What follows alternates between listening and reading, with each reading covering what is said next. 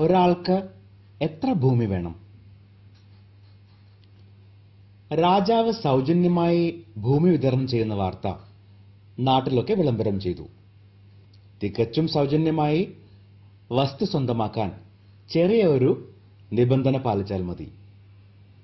ഒരു ദിവസം ഒരാൾ എത്ര ഭൂമി നടന്ന് പൂർത്തിയാക്കുന്നുവോ അത്രയും സ്ഥലം അയാൾക്ക് അവകാശമാക്കാം. ഭൂമി മോഹിച്ചെത്തിയവരുടെ കൂട്ടത്തിൽ പാവപ്പെട്ട പാഹം എന്നൊരു ചെറുപ്പക്കാരനും ഉണ്ടായിരുന്നു. രാവിലെ തന്നെ കൊട്ടാരത്തിലെത്തിയ പാഹമിന് രാജസേവകൻ സ്വന്തമാക്കാനുള്ള ഭൂമി കാട്ടിക്കൊടുത്തു. അത്യുത്സാഹത്തോടെ അയാൾ നടപ്പാരംഭിച്ചു. നടന്നാൽ കുറച്ച് ഭൂമിയെ സ്വന്തമാക്കാൻ കഴിയുമെന്ന് ചിന്തിച്ച് അയാൾ വേഗം ഓടാൻ തുടങ്ങി. ഇടയ്ക്ക് കലശലായി ദാഹിച്ചെങ്കിലും വെള്ളം കുടിക്കാൻ നിന്നാൽ സ്ഥലം നഷ്ടപ്പെടുന്നതോർത്ത് അതിന് തുനിഞ്ഞില്ല. ഭക്ഷിക്കാൻ സമയം കളയാതെ കൂടുതൽ ഭൂമിക്കായി ഓട്ടം തുടർന്നു.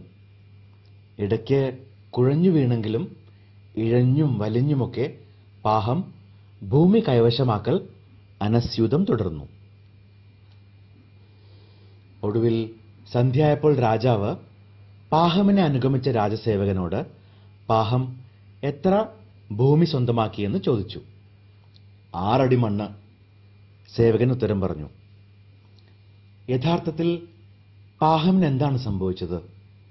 വെള്ളം കുടിക്കാതെയും ഭക്ഷണം ആസ്വദിക്കാതെയും ക്ഷീണിച്ചവശനായ പാഹം തളർന്നു വീണ് മരിച്ചു.